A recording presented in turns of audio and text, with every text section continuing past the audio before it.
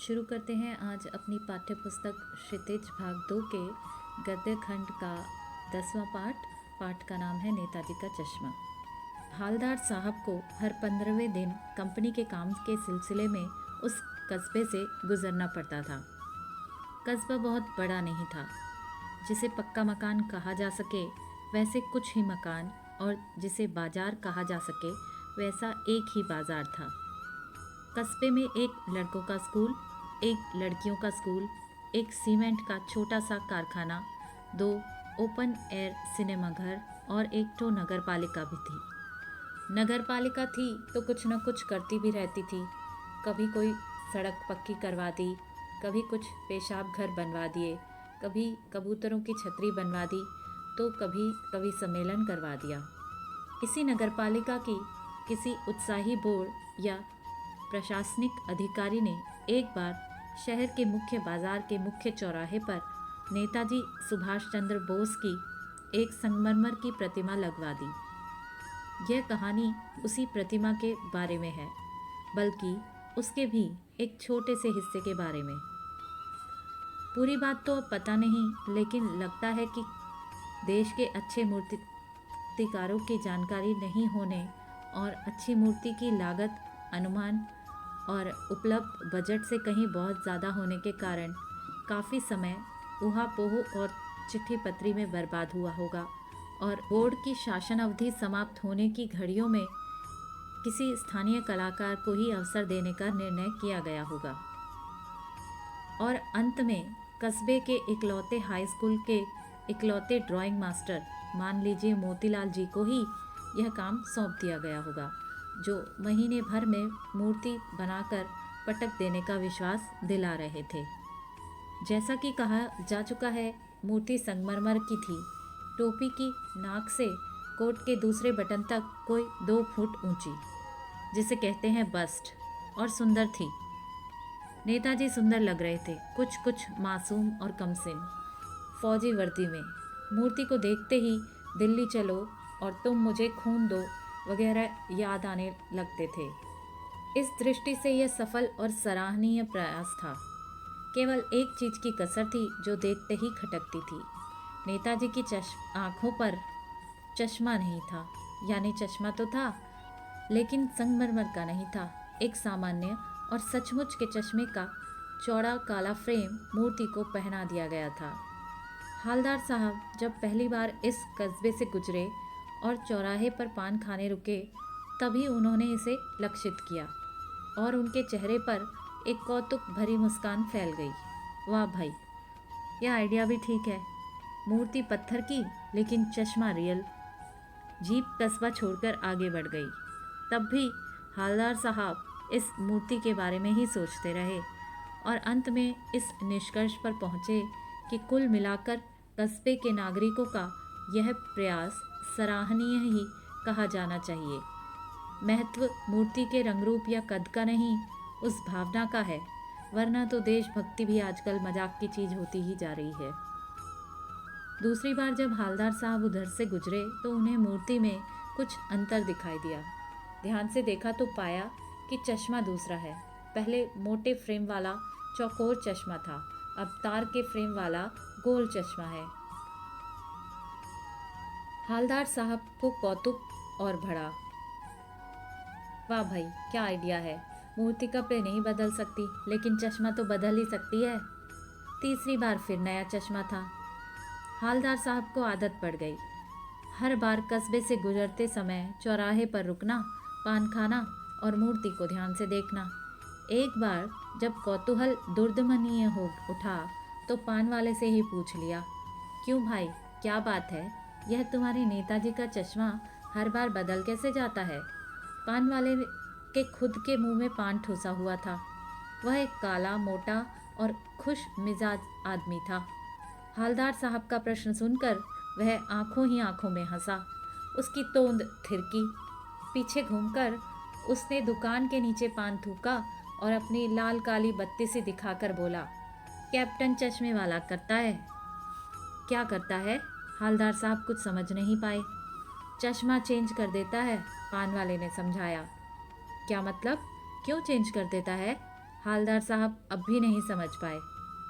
कोई गिराक आ गया समझो, उसको चौड़े चौखट चाहिए तो कैप्टन किधर से लाएगा, तो उसको मूर्ति वाला दे दिया, उधर दूसरा बिठा दिया। अब हालदार साहब को बात कुछ कुछ समझ में आई।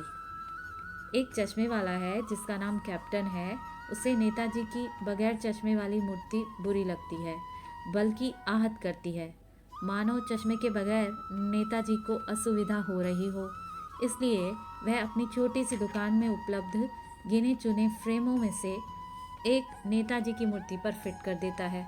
लेकिन जब कोई ग्राहक आता है और उसे वैसे ही फ्रेम की दरकार होती है जैसा मूर्ति पर लगा है, तो कैप्टन चश्मे वाला मूर्ति पर लगा फ्रेम संभवतः नेताजी से क्षमा मांगते हुए लाकर ग्राहक को दे देता है और बाद में नेताजी को दूसरा फ्रेम लौटा देता है। वाह भाई, खूब, क्या आइडिया है। लेकिन भाई, एक बात अभी भी समझ में नहीं आई। हालदार साहब ने पान वाले से फिर पूछा, नेताजी का ओरिजिनल चश्मा कहाँ गया? पान वाला दूसरा पान मुंह में ठूंस चुका था। दोपहर का समय था, दुकान पर भीड़ भाड़ अधिक नहीं थी। वह फिर आंखों ही आंखों में हंसा। उसकी तोन थिरकी, कत्थे की डंडी फेंक पीछे मुड़कर उसने नीचे पीक थूकी और मुस्कुराता हुआ बोला, मास्टर बनाना भूल गया। पान वाले के लिए यह एक मज़ेदार बात थी, लेकिन हालदार साहब के लिए चकित और द्रवित करने वाली। यानी वह ठीक ही सोच रहे थे। मूर्ति के नीचे लिखा, मूर्तिकार मास्टर मोतीलाल वाकई कस्बे का अध्यापक था। बेचारे ने महीने भर में मूर्ति बनाकर पटक देने का वादा कर दिया होगा, बना भी ली होगी, लेकिन पत्थर में पारदर्शी चश्मा कैसे बनाया जाए, कांच वाला, यह तय नहीं कर पाया होगा। या कोशिश की होगी और असफल रहा होगा, या बनाते बनाते कुछ और बारीकी के चक्कर में चश्मा टूट गया होगा, या पत्थर का चश्मा अलग से बनाकर फिट किया गया होगा और वह निकल गया होगा। उफ, हालदार साहब को यह सब कुछ बड़ा विचित्र और कौतुक भरा लग रहा था। इन्हीं ख्यालों में खोए खोए पान के पैसे चुकाकर चश्मे वाले की देशभक्ति के समक्ष नतमस्तक होते हुए वह जीप की तरफ चले। फिर रुके, पीछे मुड़े और पान वाले के पास जाकर पूछा, क्या कैप्टन चश्मे वाला नेताजी का साथी है या आज़ाद हिंद फौज का भूतपूर्व सिपाही? पान वाला नया पान खा रहा था। पान पकड़े अपने हाथ को मुंह से 1.5 इंच दूर रोककर उसने हालदार साहब को ध्यान से देखा। फिर अपनी लाल काली बत्ती सी दिखाई और मुस्कुराकर बोला, नहीं साहब, वो लंगड़ा क्या जाएगा फौज में, पागल है पागल, वो देखो वो आ रहा, आप उसी से बात कर लो, फोटो वोटो छपा दो उसका कहीं। हालदार साहब को पान वाले द्वारा एक देशभक्त का इस तरह मजाक उड़ाना अच्छा नहीं लगा। मुड़कर देखा तो अवाक रह गए। एक बेहद बूढ़ा मरियल सा लंगड़ा आदमी, सिर पर गांधी टोपी और आंखों पर काला चश्मा लगाए, एक हाथ में एक छोटी सी संदूकची और दूसरे हाथ में एक बांस पर टंगे बहुत से चश्मे लिए अभी अभी एक गली से निकला था और अब एक बंद दुकान के सहारे अपना बांस टिका रहा था। तो इस बेचारे की दुकान भी नहीं, फेरी लगाता है। दार साहब चक्कर में पड़ गए। पूछना चाहते थे इसे कैप्टन क्यों कहते हैं, क्या यही इसका वास्तविक नाम है? लेकिन पान वाले ने साफ बता दिया था कि अब वह इस बारे में और बात करने को तैयार नहीं। ड्राइवर भी बेचैन हो रहा था, काम भी था। हालदार साहब जीप में बैठकर चले गए। 2 साल तक हालदार साहब अपने काम के सिलसिले में उस कस्बे से गुजरते रहे और नेताजी की मूर्ति में बदलते हुए चश्मों को देखते रहे। कभी गोल चश्मा होता तो कभी चौकोर, कभी लाल, कभी काला, कभी धूप का चश्मा, कभी बड़े कांचों वाला गोगो चश्मा, पर कोई ना कोई चश्मा होता ज़रूर। उस धूल भरी यात्रा में हालदार साहब को कौतुक और प्रफुल्लता के कुछ क्षण देने के लिए। फिर एक बार ऐसा हुआ कि मूर्ति के चेहरे पर कोई भी कैसा भी चश्मा नहीं था। उस दिन पान की दुकान भी बंद थी। चौराहे की अधिकांश दुकानें बंद थी। अगली बार भी मूर्ति की आंखों पर चश्मा नहीं था। हालदार साहब ने पान खाया और धीरे से पान वाले से पूछा, क्यों भाई, क्या बात है, आज तुम्हारे नेताजी की आंखों पर चश्मा नहीं है? पान वाला उदास हो गया। उसने पीछे मुड़कर मुंह का पान नीचे थूका और सिर झुकाकर अपनी धोती के सिरे से आंखें पोंछता हुआ बोला, साहब, कैप्टन मर गया। और कुछ नहीं पूछ पाए हवलदार साहब। कुछ पल चुपचाप खड़े रहे, फिर पान के पैसे चुकाकर जीप में आ बैठे और रवाना हो गए। बार बार सोचते क्या होगा उस कौम का जो अपने देश की खातिर घर गृहस्थी, जवानी, जिंदगी सब कुछ होम देने वालों पर भी हंसती है और अपने लिए बिकने के मौके ढूंढती है। दुखी हो गए। 15 दिन बाद फिर उसी कस्बे से गुजरे।